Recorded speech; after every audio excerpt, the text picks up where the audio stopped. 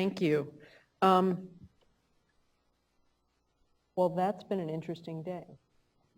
Different than I was anticipating and very helpful.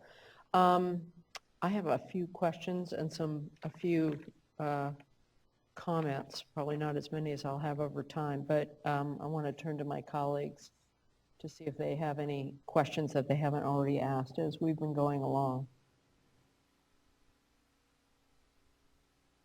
You haven't been shy, I've noticed. You mind if I ask a question first, just to be clear? Whoever wants to answer this, just to be clear, and I'm not going to wrap everything up. I just want to be sure that what I'm hearing is the same as what you're all hearing, and if different, as I cogitate on this, I want to have the right information. I heard a lot of people talking about a parade of horribles that would happen if, this is in the latter part of the day, if there weren't, whether it's 200, 250, or 300 CFS in the upper canal, both for the wet water issue they mentioned and potentially for transfers. And I heard Mr. Milligan say that he felt that that wasn't going to be a problem. But folks were telling us it could be a problem, but some of the comments made it sound as if it were a problem. So I want to understand I know everything is on the razor's edge here, which is uncomfortable for everybody, whether it's municipal or ag in different places, the Delta folks looking at salinity, the fish, et cetera, the birds, everything is at a place where everyone wants more cushion and comfort as opposed to whatever, as many people said, the razor's edge on everything. And again, since we're not a finely honed precision machine in how we manage our system, it is hard to have a solution that threads a needle or cuts along an edge. At the same time, I'm kind of amazed there is a proposal, if I'm understanding it right, that tries to navigate all of that usually warring parties on everything in a sort of a simplistic rhetorical way are actually having very sophisticated conversations about what might work or not and about their fears. Am I getting that right? Or is this issue of I know I've said a lot of things there. You can answer both. One is that larger construct, but the other is this few hundred CFS issue. I'm sorry, that's one I just wasn't up on before today. I mean, that is part of it. I mean, let me start actually, because I think understandably many people were coming here today concerned because they see the change that has been proposed. And if you do the math, and as I said, well, that adds up to, if you continue this through the summer, 250,000 acre feet, which is a big number. But it's all about how that gets distributed to the system. And we've heard concerns over a number of things, like how's this going to affect Oroville? How's this going to affect Folsom? When we say that, that means, well, because you're going to be hitting those reservoirs harder. So that frees up some of that 250, if you will. It comes from someplace else. It causes an effect there. And the same thing throughout the system. The settlement contractors, they're concerned about getting less. Once you start splitting that number up and distributing it, it becomes something smaller. I think we're at the stage now where it's trying to determine, well, how does that get equitably distributed through the system to minimize harm and effect? Because it is a big number. This was good for staff to hear today as well. We've heard some of this, but we've heard of this house of cards, the plans that were based on initial priming of the system and use of San Luis, and there's a lot of cascading effects. Everybody's in the process of digesting this, identifying where those, other hard spots are. And I think that's something that was going to be helpful for the Bureau, for the department, and for us to try to figure out what might be, I can't call it a sweet spot, but a spot that minimizes the harm and spreads out the effect. But I think you're right. When we see charts, so it's helpful to see, well, this is what could be. But when we see, I had the same reaction to 500,000 acres being affected. It's like, well, we're talking 250,000 acre feet of water. That doesn't quite add up, but that's an extreme if applied here, if applied here. We'll have to be sorting out what that, where this all lands and work with the department and the Bureau on that. They've been working fast to develop first the plan. The plan is something foundational, gives you some idea of what the numbers are. Now they're truing up their numbers to see operationally, and I think we heard comments as well. Well, we'd like to see this. So there's concern now. Until you see that, how do we know how this is all going to affect us? And this is all being developed in real time. So that's why people stepped out today, because there's meetings happening now with regard to temperature and operations and things like that. So this is an evolving process. You got a snapshot of where we are now, but we're going to be doing our best in talking to people to come up with creative solutions to minimize the effect. And if there are things that we need to do and change to make it so that it's not a total loss, to have help with this cascade of water and priming and things like that, that's certainly something that we're going to be directing some effort at. You touched on the issue of the priming the canal. There's also the issue of timing, and then the delayed and still meeting the temperature targets. And is that yet another razor's edge issue, or do you see potential there, but there are assumptions about precipitation in the fall that have to... I think that's probably the biggest problem that we face, and that the critical time for everything is now through July, because it's hot, and frankly then the water is needed in the moment, both for crops and for temperature control. But there is some capacity to make up for supplies in the fall, and that's certainly something that we'll be looking at. But to manage expectations all around, the initial plan was already built upon, optimizing, maximizing some of those transfers in the falls, things like that. So this is additional quantity of water. And, when I alluded earlier to institutional problems, things like that, it's not just institutional problems, but they're the money problems as well. If you do a contract for transferring water and then it gets wet and they pump other water because it's there, then transfers can't be completed. So we have this sort of odd paradox. If we get early rains that actually help the situation, it helps the deals to fall apart in terms of making up, water supplies. So these are all things that are being worked out now and are not worked out completely in the moment. And I think our role here is to certainly, maybe I said certainly to not be an impediment, but to the extent that we can offer solutions so this, the harm gets distributed and the benefits get distributed, that I think would be our role. Well, or making choices about that. I heard both about, it's not just splitting it, it's figuring out, there are just decisions to be made there as well. And listening all day was really helpful. I mean, I think Board Member D'Adamo's suggestion for a matrix or some kind of a graphic that helps us see how this flows and where all of the pieces that give more clarity. I won't say certainty, because certainty is a tough thing, but it's something everybody here, I heard a lot of understandable fears that people are worried about a worst case. For many, the worst case already happened last year with the fish, but there's plenty of things to worry about, whether for fish or birds or farmers in various locations all year. So to the extent that we can come up with a way to navigate this terrible array of choices by thinking about how to give comfort, clarity, certainty, whatever the right word is in the explication of what our expectations are, I think that's going to be important. And I think there's a double edge to it for having been wrong before. We were wrong last year, tried to get it a little clearer when everybody was working on this in April, May.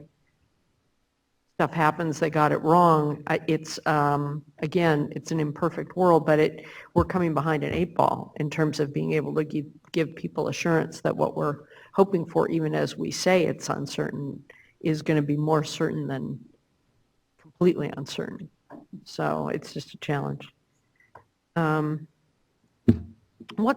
you go over the timing for people again? Because I know we have the temperature control plan and there's the new TUCP. This was a workshop, which is,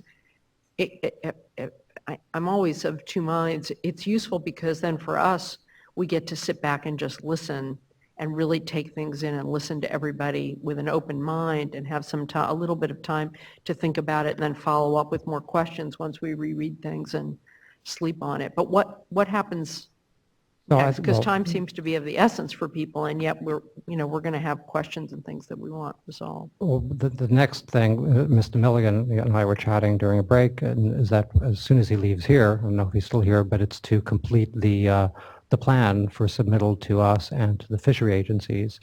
and then for them to do their consultation and provide that to us.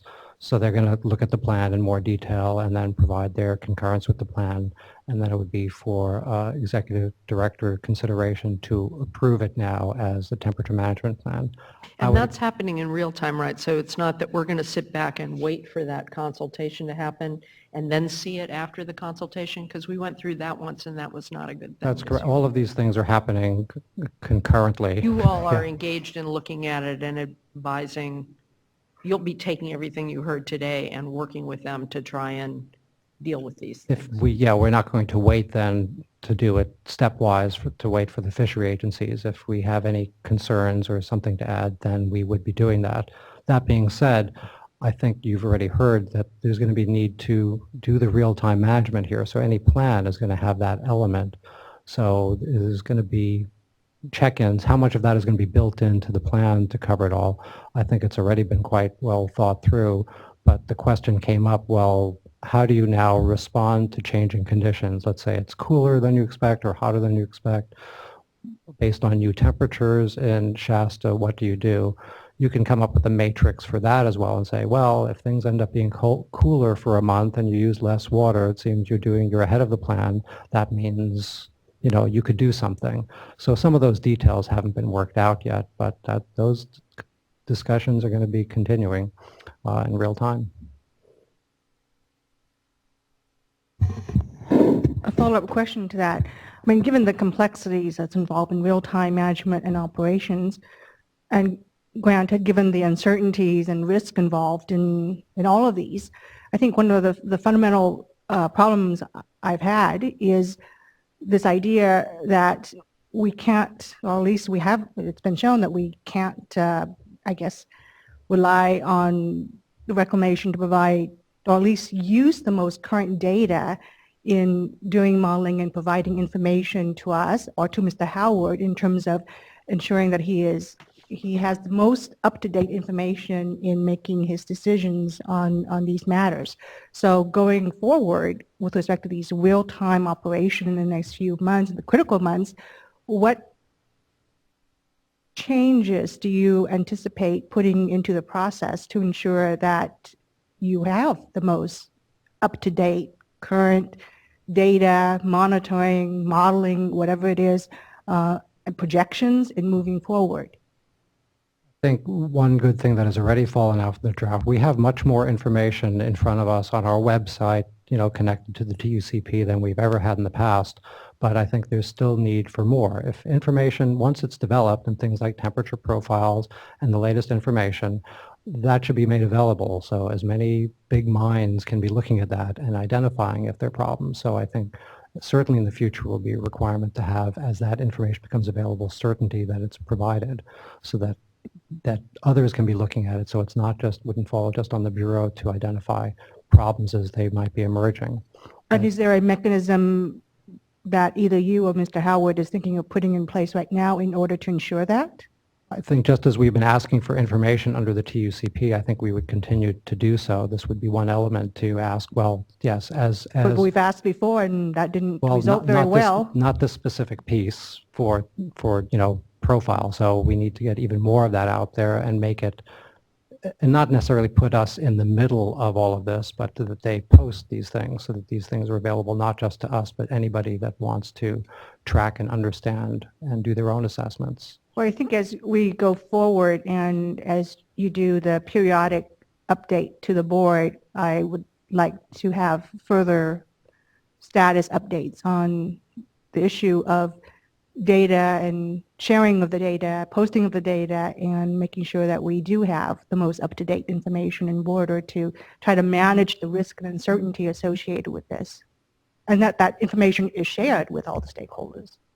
Understood. I think one of the speakers today, whom I may not have agreed with all of his points, one of the points he said that I did agree with was that how unfair it was that everyone's facing the situation because the board relied on data that was provided to us and we did not verify it, and we used that data, well, at least Mr. Howard used that data in order to make some of these decisions. So if nothing else, from this very painful experience going forward, we need to do a better job of ensuring that we do have the best available data, that that data is used appropriately and is shared appropriately with stakeholders as we move forward.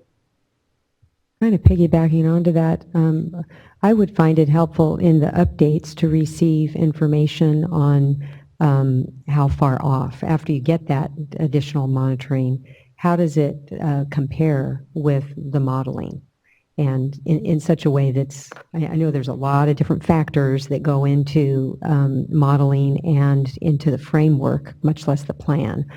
But as the season wears on and temperatures play out, it'd be interesting to see how far off the modelers were, or if there were adjustments, were those adjustments based upon, was it the result of a change in the weather or something that was also modeled?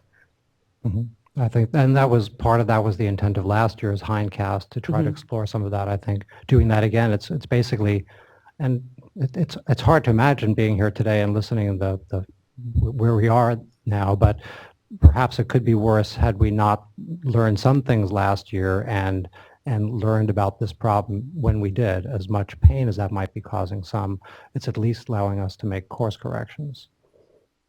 So yeah, so I think that is something that we can put together as well. And speaking about looking forward to next year, at this point, do you anticipate, Mr. Howard, utilizing the same TUCP process again, given that we've 2 years in a row now have encountered challenges?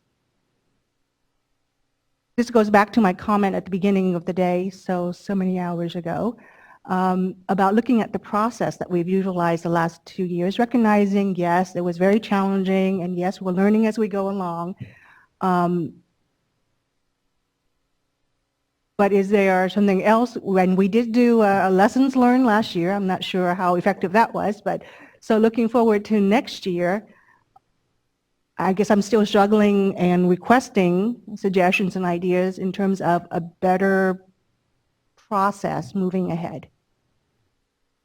Well, we will certainly look into that. I mean, I don't need to reiterate the problem that we have is that these decisions are being made on a weekly basis, and obviously the board process is one that's not really geared for that kind of decision making. But we're certainly open to suggestions from the board members, and we will ask others as well if they have suggestions. At this very instant, I don't have a better approach to suggest to you. Well, when we update the plans, having a plan for terrible drought years would be helpful, but we can't do that on a moment's notice because of how laborious our process is, which is a good thing too, because everyone will have their say.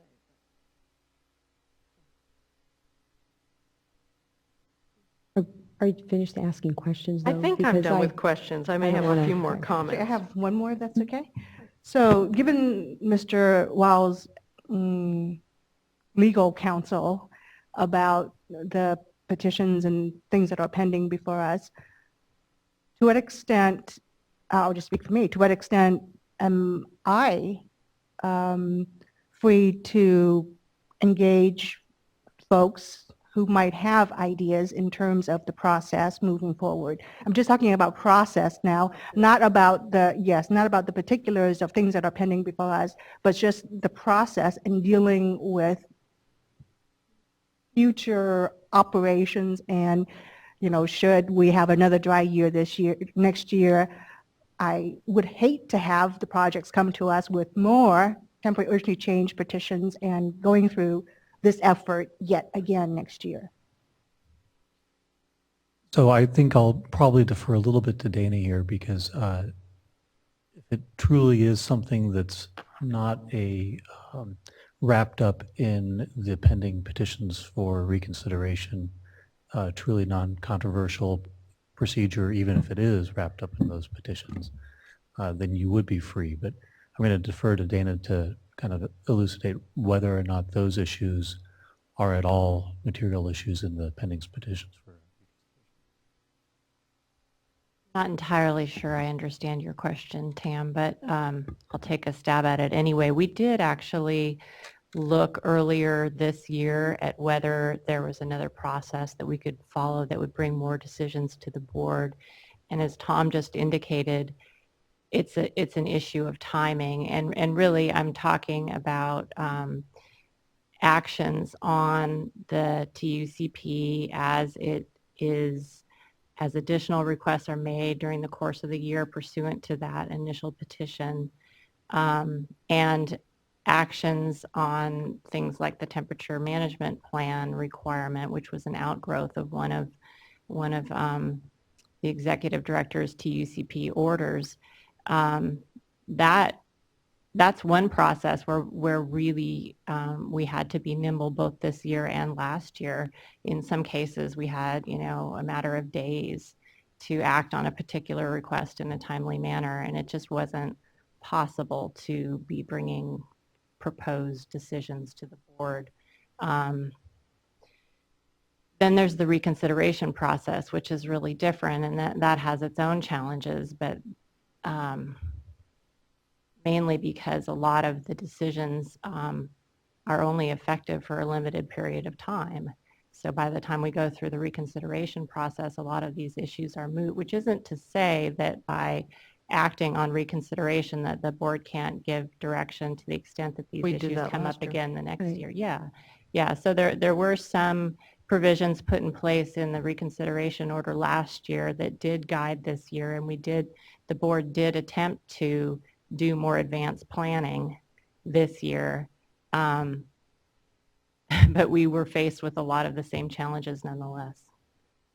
So I don't know if I've answered your question, but I fully understand your frustration, but as a practical matter, we didn't come up with, we had talked at one point about the possibility of asking the projects to come up with more long-term planning based on different hydrologies that would maybe allow the board to do sort of a contingent decision with different pathways depending on what the precipitation turned out to be. But we didn't get that from the project operators. They were doing, I think, much more real-time planning. And for whatever reason, we're either unable or unwilling to do that more kind of long-range planning in there's so many sufficient detail hypotheticals to ask well in advance for changes. Right, and the need to be able to be responsive real time. We have more, and I'm not necessarily wanting to justify the status quo and say we shouldn't look into other options, because we absolutely should, but we have more information this year than we did last year. There's this intense focus on the temperature plan. That's a lesson learned from last year. The operations plan, although it didn't go into the detail as originally envisioned, we still had that exercise and the projects working early on as compared to last year. So I think that it's an imperfect process, but it allows the staff to be responsive and the board to be responsive as well, and to be somewhat nimble, which sort of double teams what the real-time drought operations management team's overall focus is, and that is to be responsive and nimble. And we have an executive order that directs us to be looking at these options as well. If I might add, I mean, building on what Dana was saying, and I think what you were just saying, we have learned more again this year. And from my perspective, if it's not too early for lessons learned, is that we continue to be overall somewhat overly optimistic. And I think that stems from things are so bad that, well, how do we make it a little less bad in the moment? And what's happened to us this year, happened last year, it happened again this year. Well, it turned out really as bad or worse. So we need to do a better job of preparing for the worst and then adjusting upwards when things turn out not so bad. So I think that's a lesson that we can incorporate and fold into any order we take up on petitions for reconsideration, and just to be more prepared in the event of a dry year. Because I think a theme that we're hearing today, taking something back is worse than never having provided it. So we need to do a better job collectively of managing expectations with a limited water supply.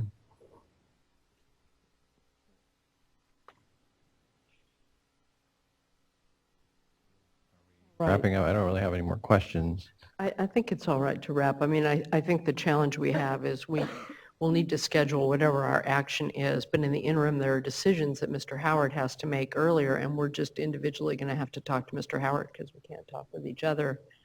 And he and you will, and we'll talk with you, we'll have to take into account the things that we say today and we sleep on and reread and cogitate on and hope that it works. Yeah, I just had a couple of thoughts I'd like to pass along. Along those lines, there's a good discussion about timing and responsiveness and a nimble reaction. And clearly we heard today, among many things, was reinforced that the timing's important in terms of the consequences in the next few weeks. And so I just want to encourage the continuation of a nimble group of diverse stakeholders working together, seeking solutions along the lines that we've heard suggested today. I want to acknowledge that, just going back to my opening remarks, that I was very impressed with the level of discourse today. I thought, without exception, everyone sought to shed light on this situation and to find multi-benefit solutions from all sides of the coin. And so it gives me a lot of optimism that we can find a razor's edge solution together this summer. So I just want to support that kind of teamwork effort that I thought everyone brought to the table today, and it just gives me a lot of optimism that we can, not achieve all goals that we would like to see, but certainly address all the beneficial uses that are at stake. We care very deeply about. So thanks for really participating constructively in today's workshop, and be assured that we've been listening and we've learned a lot today. Thank you. Board Member Dodek, anything else to add? I have a couple of things.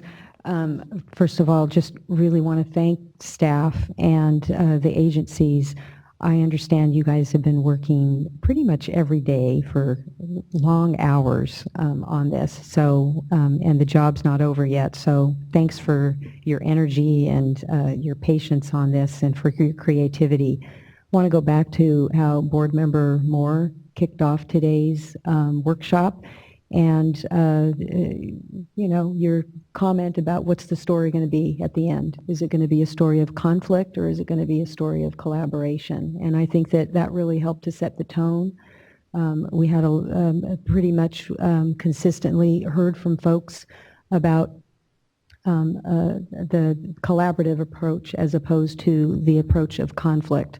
And then also Board Member Dodek and the comments that, or the questioning that you had about what goes into the agency's input with respect to the development of the plan.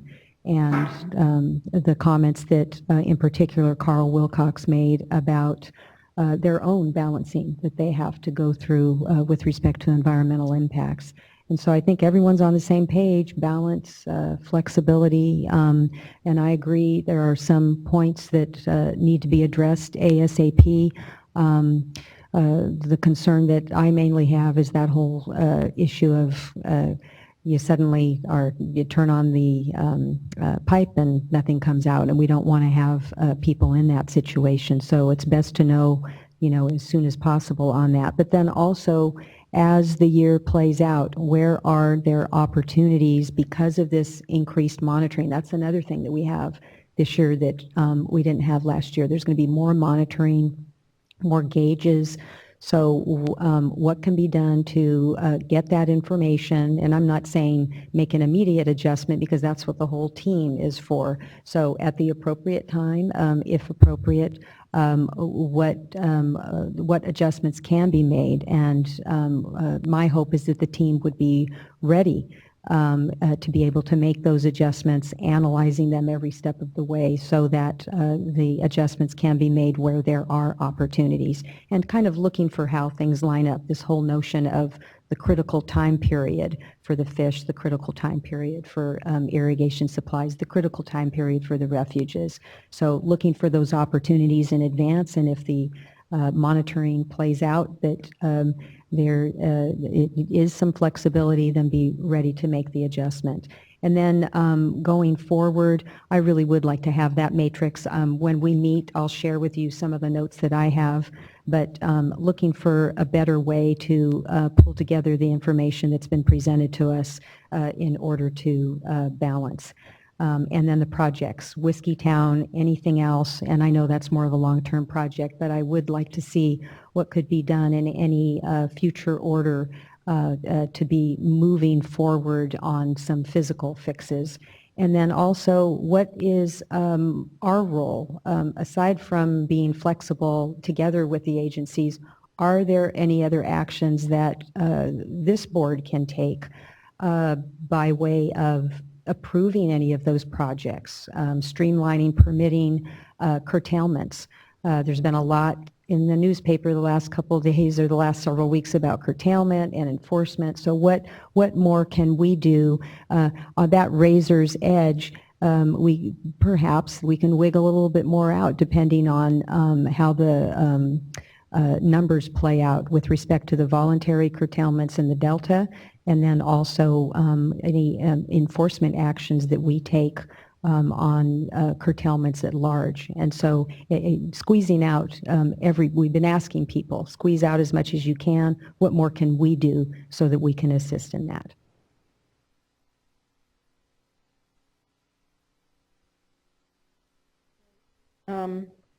Just a few thoughts. I know it's been a long day, just observations. I mean, balance is always in the eye of the beholder, obviously, but it was very useful hearing what everyone had to say, and I learned some things today, and I also share, it's a strange absence of a negative, but more people talked about balance and recognizing the choice we have rather than dismissing a use, whether it be a farmer or a fish or fowl. F in there somewhere if I look it up. That was helpful way to actually be able to listen and have a conversation, and so that was useful. But the other thing that was challenging today is you can go back and blame. We can blame ourselves. We could blame other agencies.